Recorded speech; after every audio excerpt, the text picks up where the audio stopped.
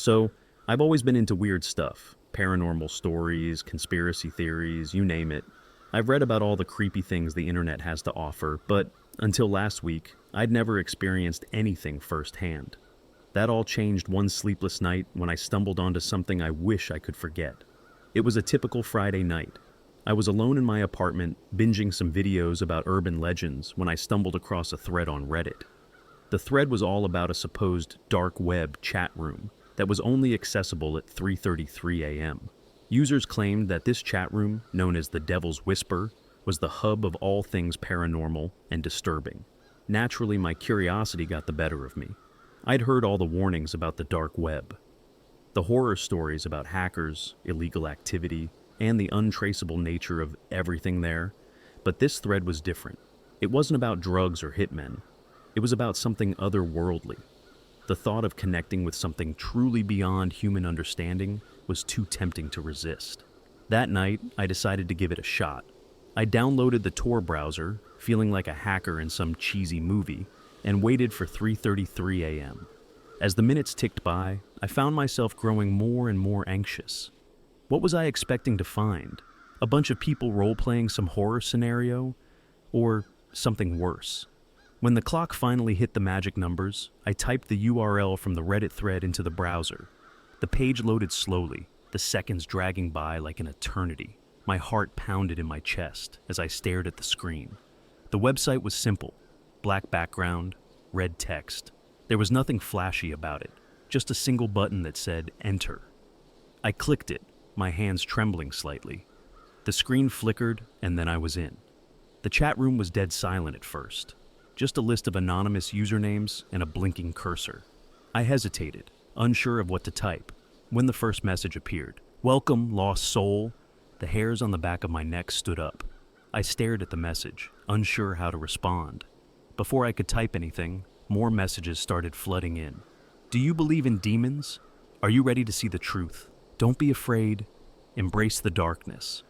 I sat there watching the messages appear one by one. They were unsettling, but nothing I hadn't seen in a horror movie before. I was just about to type something sarcastic when a new message appeared. "We see you, David." My heart skipped a beat. How did they know my name? I hadn't entered any personal information. I glanced around my room, half expecting to see someone watching me, but I was alone, just the glow of my computer screen keeping the darkness at bay. Before I could respond, the messages became more specific. "We know you're alone. We can help you, David. We can give you what you desire." I felt a cold sweat break out on my forehead. This was getting too real. I should have closed the browser and walked away, but I didn't. Something about the whole thing was hypnotic. It was like watching a car crash. You know you should look away, but you just can't. Then came the message that made my blood run cold. "Look out your window." Against my better judgment, I turned to look at the window across the room. My apartment was on the 3rd floor, and there was nothing out there but the empty street below. I turned back to the screen, my fingers hovering over the keyboard. I was about to ask who I was talking to when another message appeared. "Do you see the man watching you?" My heart stopped. I didn't want to look again, but something compelled me to. Slowly, I turned back to the window, and that's when I saw him. A figure stood across the street, just beyond the circle of the streetlight. He was tall, wearing a dark coat, his face obscured by shadow. But I could feel his gaze on me, piercing through the glass. Panic surged through me. I scrambled to my feet, my chair clattering to the floor. I grabbed my phone, ready to call the police. But when I looked back, the figure was gone, just vanished into the night. I was breathing hard, my mind racing. Was this some kind of elaborate prank? Had someone hacked my webcam or found my IP address? I didn't know what to think, but I felt a primal fear I'd never experienced before. With shaking hands, I closed the browser and shut down my computer. I paced the room, trying to calm down, but I couldn't shake the feeling of being watched. It was like the shadows in the room were alive, pressing in on me. I finally managed to convince myself it was just some tech-savvy troll trying to freak people out. Maybe they'd set up a webcam in the street to mess with whoever entered the chat room. It was a logical explanation, but deep down, I didn't believe it. I barely slept that night, jumping at every noise, every creak of the old building. When the first light of dawn finally broke, I felt a bit of relief. Surely everything would seem less terrifying in the daylight. But as I sat there, bleary-eyed and exhausted. I knew I couldn't just let it go. I had to know more about this chat room. And, stupidly, I was still curious about what I might find. That was only the beginning of the nightmare. I didn't know it yet, but I was about to dive headfirst into something far darker and more dangerous than I could have ever imagined. The next day was a blur. I went through the motions at work, but I couldn't shake the feeling of dread that hung over me like a cloud. Every time I closed my eyes, I saw that figure standing outside my window. My mind was consumed with questions. Who was he? How did he know my name? Was it all just some twisted game? When I got home, I tried to forget about it. I turned on the TV, hoping to distract myself, but nothing held my attention. Every little noise in my apartment seemed amplified, like the world was conspiring to keep me on edge. It was like that feeling you get when you're a kid, convinced there's something lurking under your bed. Only this time, it felt all too real. I finally caved and opened my laptop, hesitating for a moment before typing the URL into the Tor browser again. I know it sounds insane, but I needed to know more. I needed answers. The site loaded, and I was greeted by the same black background and red text. My heart raced as I clicked the enter button again. I half expected everything to be the same, but as soon as I entered, I knew something was different. The chat was alive with messages, faster than I could read. People were talking about things I couldn't comprehend. Rituals, sacrifices, dark entities that promised power in exchange for something unnamed. The messages blurred together, creating a tapestry of madness that was impossible to ignore. I was about to log off when a private message popped up, separate from the main chat. "We've been waiting for you, David." It was like ice water running through my veins. Whoever it was, they knew I'd come back. Part of me wanted to slam my laptop shut and never open it again, but another part, a darker, more curious part, needed to know more. "Who are you?" I typed back, my fingers trembling. I watched the screen, half expecting the person on the other end to mock me, but the response came almost instantly. "We are the ones who watch, the ones who know. We see your potential." My skin prickled at their words. "What do you want?" "To show you the truth." The truth. What the hell did that mean? But before I could ask, they sent another message, a string of coordinates. "What's this?" I typed, my curiosity piqued. "Meet us there, 3:33 a.m. tonight." I stared at the screen, my mind racing. Going to some random location in the middle of the night was insane, but the pull of the unknown was too strong. I was like a moth drawn to a flame, unable to resist. I spent the rest of the day in a haze, my mind torn between fear and fascination. What was I getting myself into? But despite my reservations, I couldn't shake the feeling that I was on the verge of discovering something monumental, something that could change everything I thought I knew about the world. When night fell, I found myself getting ready to leave, adrenaline coursing through my veins. I dressed in dark clothes, grabbed my phone, and slipped a pocket knife into my jacket, just in case. My rational mind screamed at me to stop, but I was already out the door, my feet carrying me toward the unknown. The coordinates led me to an abandoned warehouse on the outskirts of town. The place was a crumbling relic from a bygone era, its windows shattered and walls covered in graffiti. It was the kind of place you'd expect to find in a horror movie, and every instinct told me to turn back. But I couldn't. I checked my phone. 3:32 a.m., just 1 minute to go. I stood there, shivering in the cold night air, waiting for something, anything, to happen. I glanced around, but there was no sign of anyone, no hint of what was to come. As the clock ticked over to 3:33, I heard it, a low, humming noise that seemed to emanate from the very walls of the warehouse. It grew louder, resonating in my bones, until it was almost unbearable. I covered my ears, but the sound was inside my head, burrowing deep into my mind. And then, just as suddenly as it began, it stopped. The silence that followed was deafening. I stood there, my heart pounding in my chest, as a figure emerged from the shadows. It was the man from outside my window. He was tall, impossibly so, his frame draped in a long coat that seemed to absorb the light around it. His face was still obscured, but his presence was overwhelming. It was like standing in the presence of something not entirely human, something ancient and powerful. "We've been expecting you, David," he said, his voice a low rumble that seemed to vibrate through the air. "What do you want from me?" I asked, my voice barely a whisper. To show you the truth, he repeated. And this time, it felt like a promise. He extended a hand, and I hesitated, every fiber of my being screaming at me to run. But something compelled me to step forward, to take his hand and let him lead me into the darkness. As we walked deeper into the warehouse, the world around me seemed to shift. The air grew heavy, charged with an energy I couldn't comprehend. I felt like I was walking through a dream, the boundaries of reality bending and warping around me. I don't know what I expected to find at the end of this journey. Some secret knowledge, some hidden truth that would change everything. But nothing could have prepared me for what I saw when we finally stopped. In the center of the room was a circle of figures, their faces hidden beneath dark hoods. They chanted in a language I couldn't understand, their voices rising and falling in a hypnotic rhythm. At the center of the circle was an altar, and on it lay something I couldn't quite comprehend. It was a mass of shadows, shifting and pulsing with a life of its own. It felt wrong, like a tear in the fabric of reality, and I couldn't look away. I stood there, transfixed, as the figures turned toward me, their eyes glowing with an unnatural light. "Join us," the man beside me said, his voice echoing in my mind.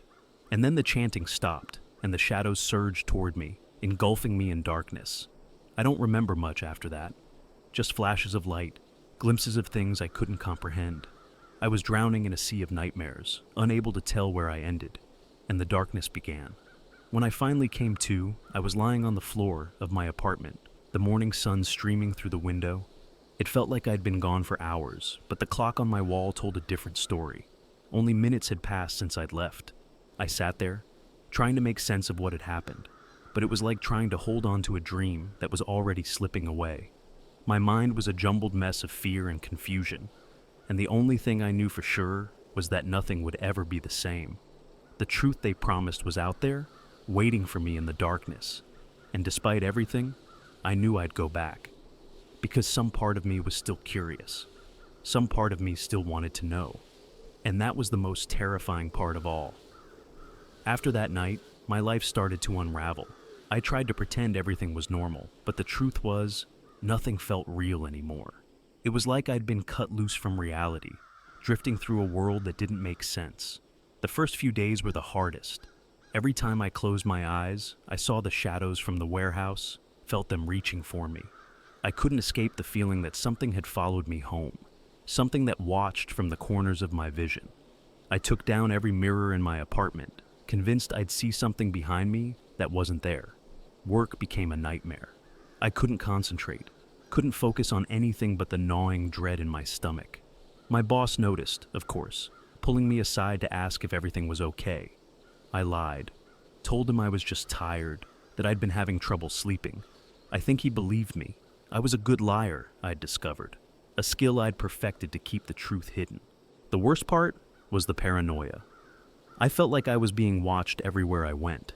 Every stranger on the street became a potential threat, every shadow a lurking danger. I started taking different routes home, switching up my routine in a desperate attempt to shake off whatever was following me. But no matter what I did, I couldn't shake the feeling that I was never alone.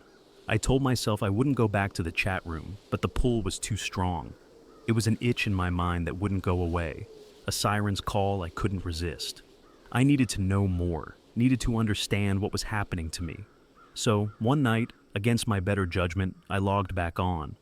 The website looked the same, unchanged. The chat room was active, full of messages from people like me, searching for answers in the dark. I scrolled through the chaos, looking for anything that might help, when I saw a familiar username pop up, The Watcher. My heart skipped a beat, the same person who had contacted me before. I hesitated, unsure whether to reach out. But before I could decide, a private message appeared on my screen. "We knew you'd return." "Who are you?" I typed, trying to keep my hands steady. "What do you want from me?" "We are the bridge between worlds, the guardians of the truth." The words made no sense, but they felt significant somehow.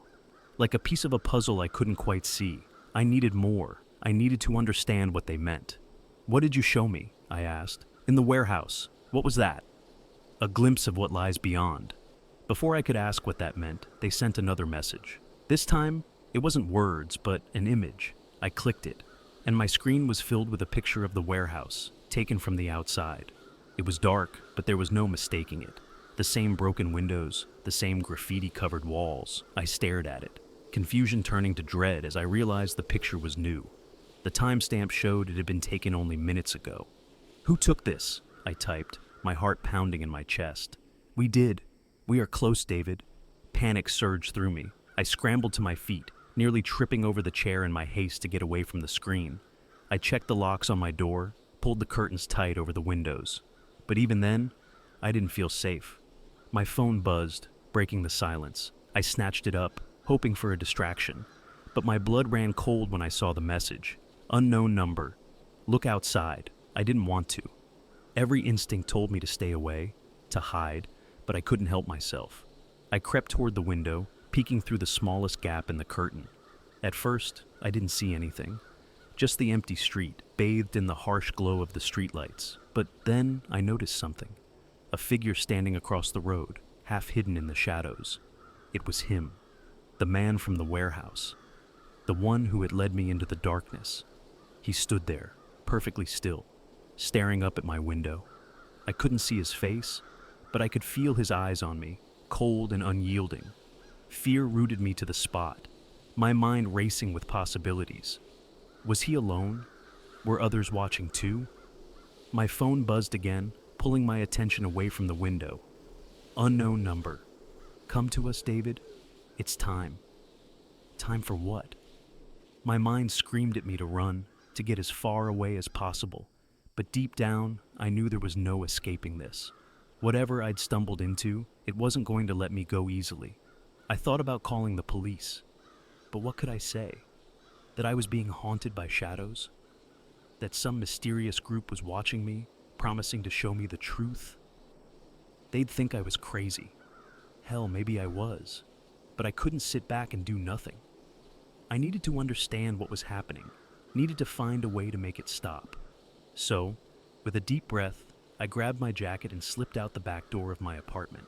The air outside was crisp and cold, biting at my skin as I crept through the shadows, my eyes scanning for any sign of the man. I didn't know where I was going, didn't have a plan, but I knew I had to keep moving. I ended up back at the warehouse, the place that had started it all. It loomed before me like a monolith, dark and foreboding.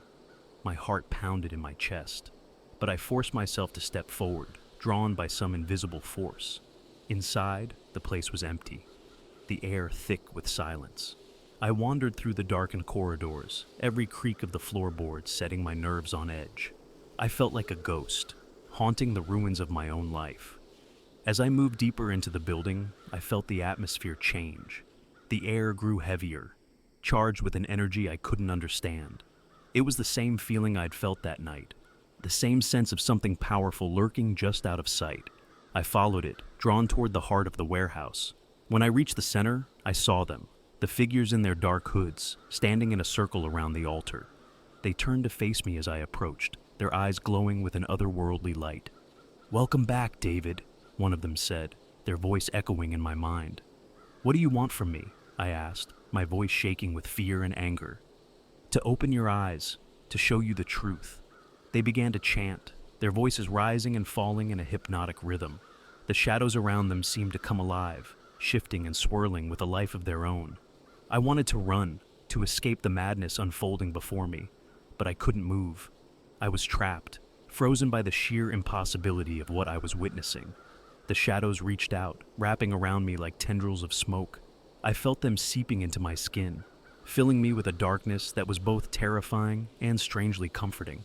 Images flashed before my eyes, visions of worlds beyond our own, places where the rules of reality didn't apply. I saw creatures of unimaginable beauty and horror, felt their presence in the depths of my soul. And then, just as suddenly as it had begun, it stopped. The shadows receded, leaving me gasping for breath in the center of the circle. The figures watched me in silence, their eyes burning with a knowledge I couldn't comprehend. "Now you see," the man said, stepping forward. I nodded, though I didn't understand. I didn't see, not really, but something had changed, something fundamental. I could feel it in my bones, in the way the world seemed to shift and warp around me. "What do I do now?" I asked, my voice barely a whisper.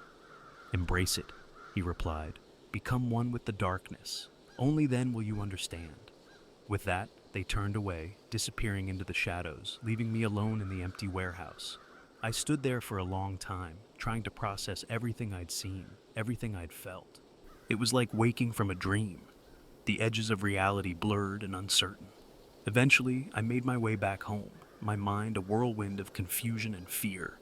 I didn't know what the future held, but one thing was certain. I couldn't go back to the way things were. The darkness was a part of me now, a shadow that would follow me wherever I went. And despite the fear, despite the uncertainty, a part of me welcomed it. Because for the first time in my life, I felt truly alive. In the days following my return to the warehouse, the world around me began to change. Everything felt sharper, more vibrant, yet tinged with a darkness I couldn't escape. I moved through life as if I were in a waking dream, each moment surreal and unnerving. People at work noticed the shift in me. They cast concerned glances my way, whispered behind my back, but no one dared to ask what was wrong. I was grateful for that because I had no answers. How could I explain the unexplainable? The shadows had become a part of me, and with them came an awareness I couldn't turn off. I sensed things now, felt the presence of unseen entities, saw glimpses of the world beyond our own in the corner of my vision. It was both a gift and a curse, a burden that weighed heavily on my mind. I spent my nights prowling the city streets, drawn to the places where the veil between worlds was thinnest. Abandoned buildings, forgotten alleyways, places where darkness thrived. The more I explored, the more I felt a part of something bigger, something ancient and powerful. It was during one of these midnight wanderings that I first encountered the others. I was walking down a deserted street, the moon casting long shadows across the pavement, when I heard it, a faint whisper, barely audible over the sound of the wind. I stopped, listening intently. The whisper grew louder, more insistent, pulling me toward an alleyway shrouded in darkness. Without thinking, I followed it, the shadows closing around me like a shroud. At the end of the alley, I found them, a group of figures huddled together, their faces hidden in the shadows. They turned as I approached, their eyes glowing with a faint, eerie light. I felt a jolt of recognition. They were like me, touched by the darkness, part of the same strange, hidden world. "Welcome," one of them said, stepping forward. She was tall and slender, with long, dark hair that seemed to blend into the shadows around her. "We've been waiting for you." I didn't know what to say, my mind racing with questions. Who were they? How did they know me? But deep down, I knew the answers didn't matter. I was one of them now, a part of their world. "What is this?" I asked, gesturing to the group. "Who are you?" "We are the Watchers," she replied, her voice calm and steady. "We are those who have seen the truth and embraced it."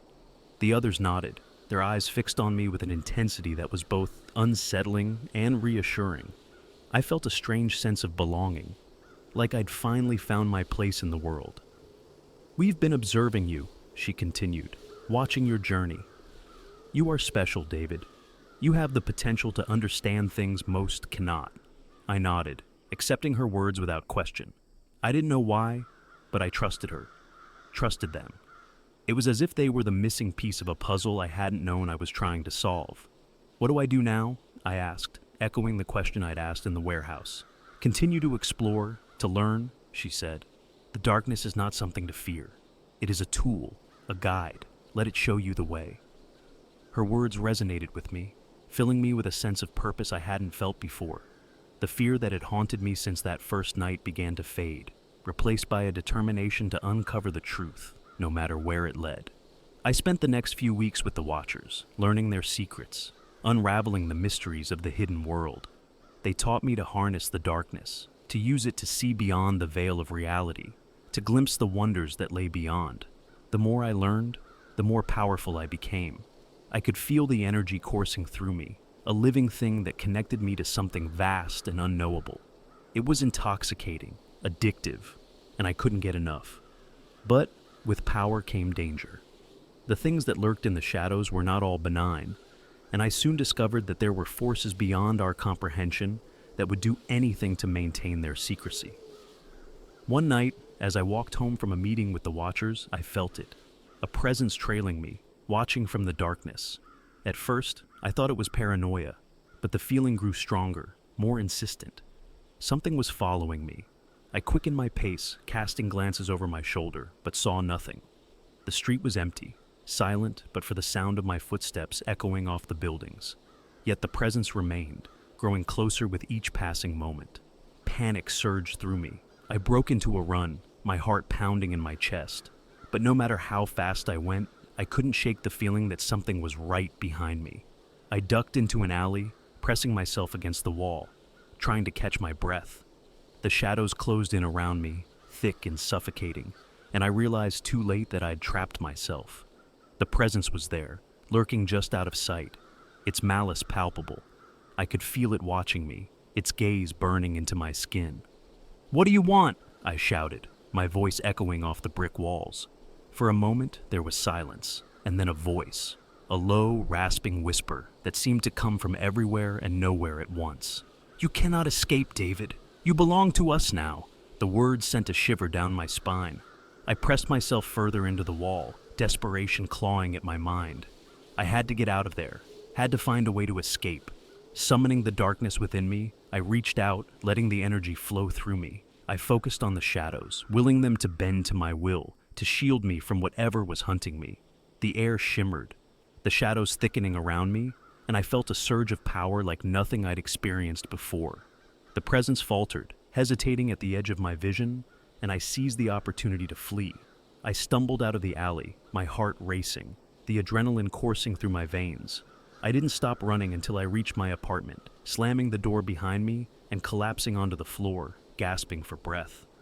The danger had passed, but I knew it was only a matter of time before it returned. Whatever I'd gotten myself into, it was far from over. I was part of something much bigger than myself, something I couldn't fully comprehend. As I lay there, staring up at the ceiling, I realized the truth. The darkness was both my ally and my enemy, a force that could save me or destroy me, and I was caught in its grip, powerless to escape. But one thing was certain. I wouldn't go down without a fight. The shadows had chosen me, and I would do whatever it took to uncover their secrets, to harness their power. Because, despite the fear, despite the danger, I was no longer the person I once was. The darkness had changed me, awakened something within me that couldn't be silenced. And, for better or worse, I was ready to face whatever came next. In the days after the encounter in the alley, I became more cautious, constantly aware of the threat lurking in the shadows. The Watchers warned me that there were entities who wouldn't tolerate interference in their domain, and I knew I was walking a dangerous line. Yet, the more I learned, the more determined I became to see it through. One evening I received a message from the leader of the Watchers, the woman who had first welcomed me into their fold. Her words were urgent, a call to action. "The time has come, David. We need you." I knew what she meant. There was something big happening, something that required all of us to face the darkness together. I felt the pull, the undeniable urge to be part of whatever was coming. I left my apartment, making my way to the meeting place. The city seemed to hold its breath as I walked through the streets, the air thick with anticipation. I arrived at the old warehouse, the place that had become both a sanctuary and a battleground. The Watchers were already there, gathered in a circle around the altar, their faces solemn and determined. "We have a chance to change things," the leader said, her voice strong and clear. "To challenge the entities that have controlled our world for too long." I nodded, feeling the weight of her words. It was time to confront the truth, to face whatever was coming head on. We had to be ready for anything. As we prepared, the atmosphere in the warehouse shifted, the air humming with energy. The shadows seemed to pulse with life, responding to our presence. I felt them wrap around me, a comforting embrace that strengthened my resolve. The ritual began, a chant rising from the group, filling the space with an ancient, otherworldly sound. The air crackled with power, the boundaries between our world and the next growing thin. Suddenly the temperature dropped, and a chill swept through the warehouse. The shadows coalesced, forming a swirling vortex at the center of the circle.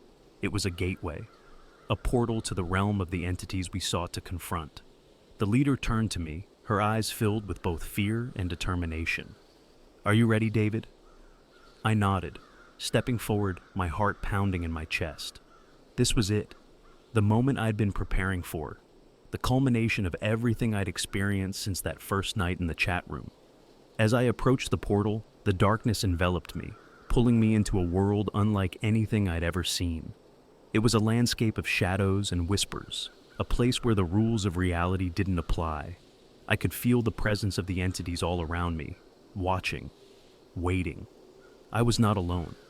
The Watchers followed, their strength and determination bolstering my own. Together we faced the beings that had haunted us, the ones who sought to maintain their grip on our world. They appeared before us, towering figures of smoke and light, their forms shifting and amorphous. Their voices echoed in my mind, a cacophony of ancient words and thoughts that threatened to overwhelm me. "Why do you challenge us?" they asked, their voices resonating with power. "Because we see the truth," I replied, my voice steady and strong. "And we will not be afraid." The entities surged forward, their presence oppressive and overwhelming. I felt the weight of their power, the enormity of their existence pressing down on me, but I held firm, drawing on the strength of the darkness within me. The Watchers and I focused our energy, channeling the shadows, using them to push back against the entities. The air crackled with power as we fought, the clash of energies creating a storm of light and darkness. It was a battle unlike any other, a struggle for control of the very fabric of reality. But slowly, we began to gain ground, our combined strength forcing the entities back. The air shimmered with energy, the boundaries between worlds shifting and changing. It was a moment of pure chaos, a maelstrom of light and shadow that threatened to consume us all. But we held on, refusing to back down, determined to see it through. And slowly, inexorably, we began to win.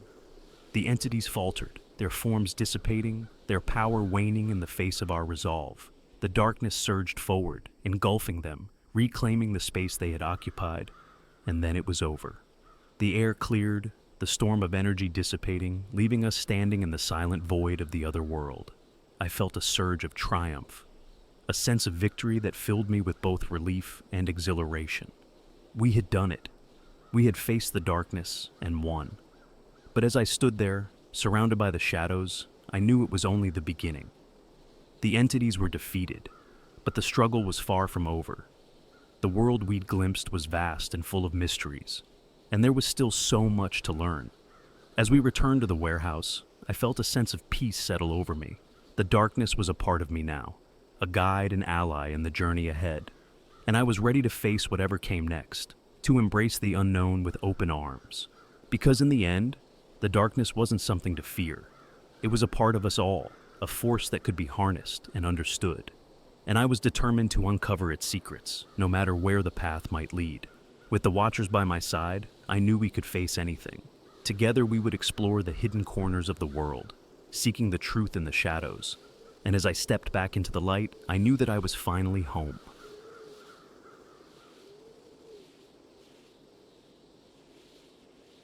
All right, Reddit, buckle up. This story is wild, and I still can't believe it happened.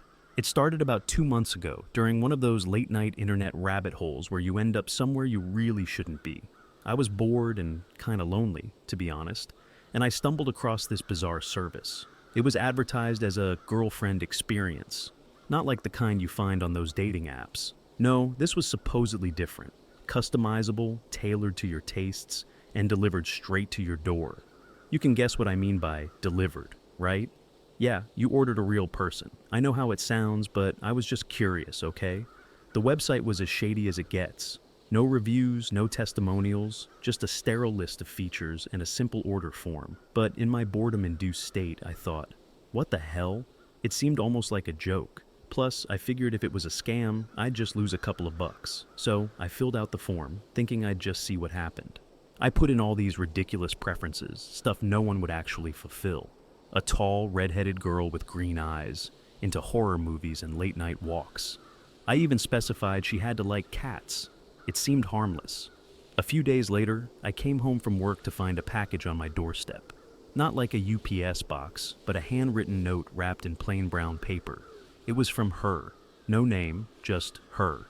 Inside was a Polaroid of a girl matching the description I'd put on the website.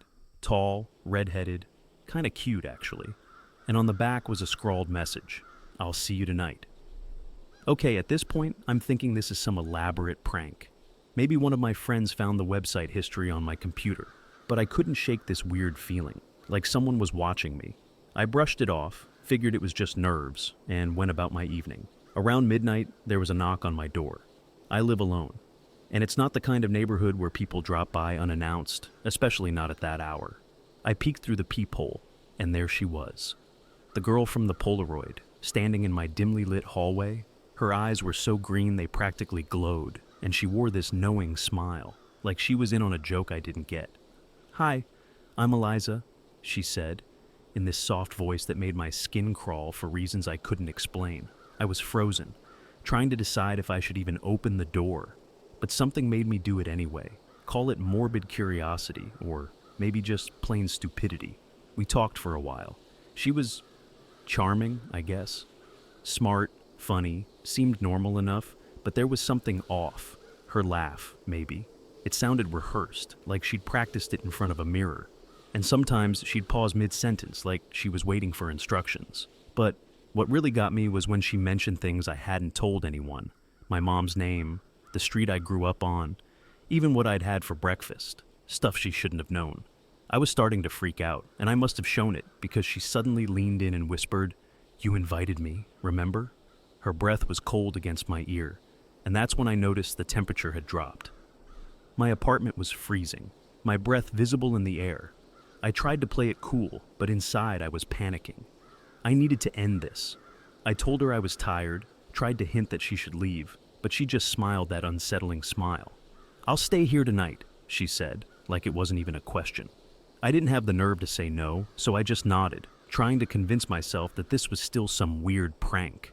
I went to bed, but sleep didn't come easy. I kept hearing noises, whispers, footsteps, the creak of floorboards in the next room. Once I could have sworn I heard my own voice talking back. I was too scared to move, just lay there under the covers, my heart pounding like a drum. Eventually, exhaustion took over, and I drifted off. But it wasn't restful. When I woke up, the sunlight streaming through the window felt like a blessing. The weird thing, Eliza was gone. No note, no trace she'd ever been there. I was almost ready to believe I'd dreamed the whole thing, but there on the kitchen table was that Polaroid, her green eyes staring right through me. That's when I noticed the message on the back had changed. It now read, "This is just the beginning. I don't know what's happening, but I have this sinking feeling it's far from over. Maybe it's just a prank, or maybe I've gotten myself into something I can't understand. Either way, I'm going to try and find out more about this service and why it feels like my reality is slipping away. If anyone out there has any ideas or advice, I could use it, because I have a feeling that tonight she'll be back, and I'm not sure I'm ready for what comes next." After the first night with Eliza, I decided to take a break from my apartment. I called in sick at work, figuring some distance might help me clear my head. Maybe I was just stressed out, imagining things, right? So, I crashed at a friend's place for a couple of nights. I didn't tell him the whole story, just enough to make him think I needed a break from my place. We chilled, played video games, drank some beers, normal stuff. For a while it actually helped. I started to think maybe I was just being paranoid. But then I started getting these texts. Unknown number, no contact name, just weird, cryptic messages like, "You can't hide," and "I know where you are." I tried blocking the number, but the messages kept coming from different ones. I told myself it was just someone messing with me, but it was hard to ignore the knot tightening in my gut. The third night at my friend's, things got really freaky. We were just chilling in the living room, half watching some horror movie, when his dog started going nuts. He's usually pretty chill, but suddenly he was barking and growling at the window, like something was out there. My friend got up to check, joking about raccoons or something, but when he pulled back the curtain, he froze. "Dude, come here," he said, his voice barely above a whisper. I joined him at the window, and my heart nearly stopped. Standing under the streetlight across the road was Eliza. Her eyes locked on the window, on me. She just stood there, not moving, not blinking, just staring with that unsettling smile stretched across her face. "What the hell?" my friend muttered.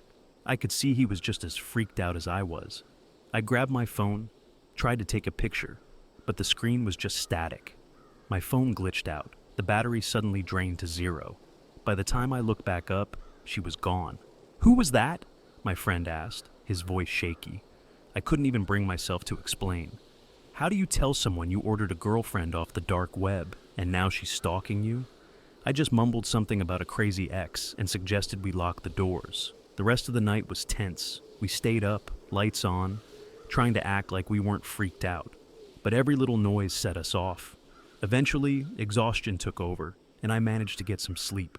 But my dreams were filled with images of Eliza, her eyes following me, her voice echoing in my mind, repeating the words from those texts. The next morning, I decided to go back to my apartment. I figured if this was really happening, I needed to face it. Running wasn't going to help. Plus, I had this weird feeling that I'd find something there. Sure enough, when I walked in, I found another Polaroid on the kitchen table. This time, it was a picture of me, asleep in my friend's living room, the same scrawled handwriting on the back. "We're just getting started." I nearly dropped it, my mind racing. How the hell had she gotten in? How did she know where I was? I checked my doors and windows, but nothing was broken or forced. It was like she'd just appeared out of thin air. I was scared, but also angry. Who the hell was messing with me like this, and why? Desperate for answers, I decided to dig into the dark website again, see if I'd missed anything. But when I tried to access it, the page was gone. It was like it had never existed, leaving no trace.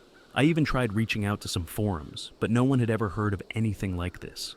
It was like I'd fallen into some kind of nightmare where the rules of reality didn't apply. I didn't sleep that night. I spent hours scrolling through every site I could find, trying to track down any information about this service, about Eliza, but came up empty. I was spiraling, paranoia gripping me tighter with each passing minute. And then, just as I was about to give up, my computer screen flickered. The same static that had filled my phone now filled my monitor, and then, there she was. Eliza, her image distorted, glitching, like something out of a found footage horror film. Her voice crackled through the speakers, layered with a static hiss. "Ready or not, here I come." And just like that, the screen went black.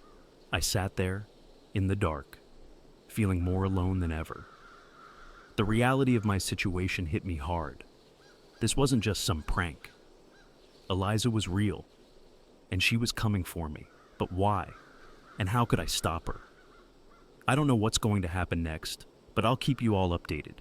If anyone out there has any ideas or has dealt with anything like this before, please let me know. I could use all the help I can get. After the whole static on my computer thing, I realized that I couldn't stay in my apartment anymore. I packed a bag, grabbed my laptop, and got out of there. I needed to be somewhere public, somewhere with people. So I headed to the 24-hour diner down the street. It was always packed, and the noise and chatter felt comforting, like a shield against whatever Eliza was planning next. I sat in a booth, ordered coffee after coffee, and spent hours combing through every dark web resource I could find. Forums, message boards, anything that might have a hint about what I was dealing with. That's when I stumbled onto a thread buried deep in a forum about supernatural occurrences and dark web mysteries. It was filled with stories like mine, people who had encountered bizarre entities through services they shouldn't have been able to access. One story caught my eye. It was about a guy who ordered a haunted experience service. He said that after he signed up, weird things started happening. Objects moving, whispers at night, that kind of stuff. But it didn't stop there. He claimed that an entity began to manifest, taking the form of a person he described in the order form, just like I did. His final post said something like, "Once they know you, they won't stop. They feed on your fear." The thread went cold after that. No updates, no replies, just silence. The implications hit me like a punch to the gut. What if this was the same thing? What if Eliza was some kind of entity drawn to me through my fear and curiosity? It sounded insane, but at this point, insanity felt like the only explanation. As I sat there, pondering my next move, the waitress came by to refill my coffee. I barely noticed her until she spoke. "Rough night, huh?" she asked, her voice cutting through my fog of thoughts. I nodded, offering a weak smile, and that's when I saw it. A tiny Polaroid tucked into the apron of her uniform. It was a picture of me, sitting right there in the diner. The blood drained from my face as I realized Eliza was still watching me. I jumped up, leaving money on the table, and bolted out of the diner. My mind was racing. I needed help. Someone who knew what they were doing. I had a friend, Mark, who was into paranormal investigations. Kind of a ghost hunter wannabe. He loved this stuff and might know what I was dealing with. I called him up, trying to keep my voice steady, and told him I needed his help. He didn't ask questions, just told me to come over. When I got to Mark's place, he was already in full investigator mode. He'd set up cameras, EMF meters, and all kinds of ghost hunting gadgets. I told him everything, from the dark web order to Eliza's creepy appearances. Mark listened, his face a mix of fascination and disbelief. "Sounds like you've got yourself a Class A haunting," he said, trying to lighten the mood. But I could see he was worried. We spent hours going over what I'd found online, piecing together what we could. Mark had some ideas, but nothing concrete. The best we could figure was that Eliza was some sort of manifestation is tied to that dark web service, feeding off my fear and slowly breaking down the barriers between our world and hers.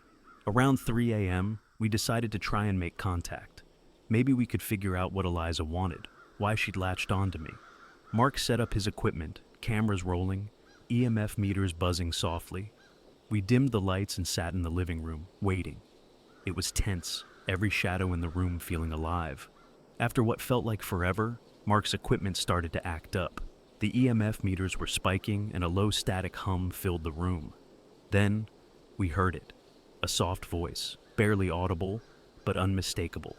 "You called for me," it said. Eliza's voice echoing through the static sent chills down my spine. Mark tried to ask questions, his voice steady but his hands trembling. "Why are you here? What do you want?" The response was immediate. "He invited me," she said, the words dripping with malice. "I just want to play." The temperature in the room plummeted, and I could see my breath in the air. Mark looked at me, his face pale. "Dude, this is bad. We need to end this." But before we could do anything, the lights flickered and the cameras all died at once. We were plunged into darkness, and I felt a presence behind me. I spun around, and there she was. Eliza, standing in the shadows, her eyes glowing that eerie green. Her smile was wider than ever, her form flickering like a broken hologram. "You can't run," she whispered, her voice cutting through the darkness. "We're just beginning." And then, just as quickly as she appeared, she was gone. The lights flickered back on, and Mark and I were left alone, shaken and terrified. This was no ordinary haunting, no prank or trick of the mind. Eliza was real, and she was playing by her own rules. Mark tried to reassure me, saying we'd find a way to deal with this, but I could see the doubt in his eyes. I thanked him and left, needing time to think, to figure out my next move. As I walked back to my car, I couldn't shake the feeling of being watched, like Eliza was there, lurking in the shadows, waiting for her next move. I don't know what to do next, but I'm determined to find a way to end this. If anyone out there has any ideas or experience with this kind of thing, please share. I'm in over my head, and I could really use some help. After that night with Mark, I knew I had to take this seriously. Eliza was more than just some entity from the dark web. She was real, and she was dangerous. Mark and I agreed to keep in touch, but he was as freaked out as I was, and I didn't want to drag him further into this if I could help it. I decided to go offline for a while to try and trace the origins of the website where I ordered Eliza. I needed answers, and I figured the best place to start was with the people behind the service. I went to a library, somewhere public and bright, with security cameras and lots of people. It made me feel a bit safer, at least for the time being. I spent hours using public computers, scouring through forums, searching for anything related to the site. Eventually, I found a thread that mentioned a group known as the Collectors. They were supposedly behind a series of dark websites, offering experiences that went beyond the normal scams or black market deals. They dealt in the supernatural, promising things that defied explanation. The stories about the Collectors were chilling. People who had interacted with them often disappeared, leaving only cryptic messages behind. Those who managed to escape talked about entities that seemed to thrive on fear, entities that were almost impossible to get rid of once they had their hooks in you. I started to see a pattern. The Collectors would entice people with curiosity, offer them something impossible, and then the entities would latch on, feeding on their fear and uncertainty until there was nothing left. The threads hinted at ways to cut ties, but it wasn't easy. You had to confront the entity, force it to sever the connection, but most people didn't make it that far. Armed with this information, I headed back to my apartment. I figured if I was going to confront Eliza, I needed to do it on my turf. I prepared my space, setting up cameras, recording equipment, and anything else I thought might help. I turned on every light in the place, determined to keep the shadows at bay. As night fell, I felt a creeping dread settle in. I knew Eliza would come. She always did. But this time, I was ready. Or at least, I hoped I was. Around midnight, I heard it. The soft knock on my door, that familiar, chilling rhythm. I took a deep breath, steeling myself, and opened the door. There she was, looking as real as ever, with her vibrant red hair and those impossibly green eyes. Her smile was wide, too wide, like it was stretching her face. "Are you ready to play?" she asked, her voice silky and mocking. I stepped aside, letting her in. "This ends tonight, Eliza," I said, trying to keep my voice steady. She laughed, a sound like broken glass. "Oh, I don't think so. You invited me, remember?" I tried to stay calm, reminding myself of the steps I'd read about. Confront her, break the connection, take back control. "I didn't know what I was inviting," I said, standing my ground. "But I'm done. I want you out." Her eyes flashed with something like anger, and the room grew colder. "You think you can just dismiss me? You've been fun, but I'm not done playing yet." I reached for the salt I'd spread on the floor earlier, hoping the old superstitions had some truth to them. Eliza paused as I scattered the salt between us, her form flickering for a moment. "You think tricks will work on me?" she taunted, but there was a hint of uncertainty in her voice. "I'm not afraid of you," I said, though my heart was pounding. "I'm done being your toy." The lights flickered, and for a moment, everything was dark. I felt a pressure in the room, like something was bearing down on me, but I held my ground. When the lights came back on, Eliza was closer, her eyes boring into mine. I felt a strange pull, like she was trying to draw me in, to make me forget everything but her. I fought against it, focusing on every detail of the room, every sound, every sensation. "You're not real," I said, trying to break whatever spell she was casting. "You're just a shadow," she hissed, a sound that made my skin crawl and the temperature plummeted again. But I held firm, repeating the words like a mantra. "You're not real! You're not real!" The air shimmered around her, her form wavering. "This isn't over," she spat, her voice distorted and echoing. I grabbed the small mirror I'd brought from the bathroom, holding it up to her. Her image twisted in the reflection, the distortion growing until she was barely recognizable. "See yourself," I said, hoping it would work. "See what you really are." For a moment, she froze, her face contorting with rage and something else, fear. Then, with a final guttural scream, she shattered into 1,000 pieces, like glass breaking in slow motion. The room was still. The lights stopped flickering, the temperature returned to normal, and I was alone. My heart was racing, but the sense of relief was overwhelming. I knew it wasn't necessarily over, but I had faced her, and I had won. For now, at least. I'm going to keep researching, figure out a way to make sure she doesn't come back. But I feel like I've taken a step forward, and for the first time in weeks, I slept without fear. If anyone else has faced something like this, and can offer advice on how to make sure it stays gone, I'd love to hear from you. I'm not ready to let my guard down just yet. After Eliza shattered and vanished, I tried to convince myself that it was over. But a small part of me knew that it might not be that simple. I needed to be sure, to make absolutely certain that whatever connection I had with her was truly severed. The next few days were surprisingly calm. I didn't see any signs of Eliza, no more mysterious Polaroids or weird text messages. For the first time in what felt like forever, I was starting to feel like myself again. But the more normal things seemed, the more uneasy I felt, like I was waiting for the other shoe to drop. I decided to follow up with Mark, see if he'd discovered anything new. We met up at a coffee shop, both of us still on edge, but hopeful. He'd been doing some digging of his own, looking into other reports of dark web entities and how people managed to break free from them. Mark shared a few stories with me, some of which didn't end well, but there were a few instances where people succeeded in cutting ties, and I was determined to be one of those success stories. Mark suggested a few more protective measures, things like warding symbols and keeping mirrors covered, just in case. I took his advice, but even with these precautions, I couldn't shake the feeling that something was still off. I kept thinking about the collectors, about how they'd started all of this.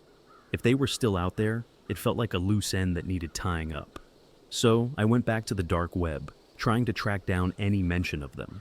It was a long shot, but I needed to try. After hours of sifting through countless forums and threads, I finally found something. A chat room buried in an old archive, filled with messages about the collectors. Most of the posts were from people like me, looking for answers. But one message stood out, a recent post by someone claiming to have information about the group. They said they'd been involved with the collectors, but managed to escape. The user went by the handle cipher_57, and they offered to help anyone willing to listen. I sent a message, hoping for a response. Hours passed with no reply, and I was about to give up when my screen lit up with a notification. It was cipher_57 finally reaching out. They agreed to meet but insisted on strict anonymity. We settled on a meeting at a crowded park, a place that felt safe enough. The day of the meeting, I was nervous but ready. I arrived early, watching the crowd, trying to spot anyone who might be cipher_57. Eventually, a figure in a dark hoodie approached and sat next to me on the bench. "Are you the one looking for answers?" they asked, keeping their voice low and their face hidden. "Yeah, that's me," I replied. "I need to know more about the collectors." Cipher_57 hesitated before speaking. "They're dangerous, more dangerous than you can imagine. They don't just deal in the supernatural, they manipulate it, harness it, and they have a network that reaches further than you'd expect." I listened intently as they explained that the collectors weren't just interested in feeding off fear. They were part of something bigger, a network designed to test the limits of reality and exploit it for their gain. Eliza was just one of many entities they'd unleashed, each one tailored to break down their victims in different ways. "What can I do to stop them?" I asked, my mind racing with possibilities. "You've already taken the first step by confronting Eliza," Cipher_57 said. "But to make sure she's gone for good, you need to sever any remaining ties. Destroy anything that connects you to her or the collectors. Make sure they have no reason to come back." I thanked Cipher_57 and left the park, my head spinning with everything I'd learned. I knew what I had to do. Back at my apartment, I gathered every piece of evidence I had. The Polaroids, my notes, anything that could possibly link me back to Eliza or the website. I took everything out to a fire pit at a local campground and watched as it all went up in flames. The fire crackled and roared, and I felt a weight lift off my shoulders. It was cathartic, watching the physical remnants of my ordeal disappear into smoke and ash. For the first time in weeks, I felt a sense of peace. I returned to my apartment, exhausted but relieved. I covered the mirrors and hung the wards, more out of habit than fear. And then, I slept. When I woke up, everything felt normal. The air was light, the oppressive dread I'd been carrying was gone, Eliza was gone, and with her, the connection to the collectors. I'd finally broken free. As I sit here writing this, I'm aware that I've been lucky. Lucky to have survived, to have faced something beyond comprehension and come out the other side. I've learned a lot about fear, about how it can consume you if you let it. But I also learned that standing up to it, facing it head on, is the only way to truly overcome it. I don't know if the collectors will try this again, with someone else. But I hope that by sharing my story, I can help others avoid the same fate. Stay vigilant, trust your instincts, and remember, curiosity can lead you down dark paths, but it's courage that brings you back into the light. Thanks for listening, Reddit. I hope you never have to experience anything like this. Stay safe out there.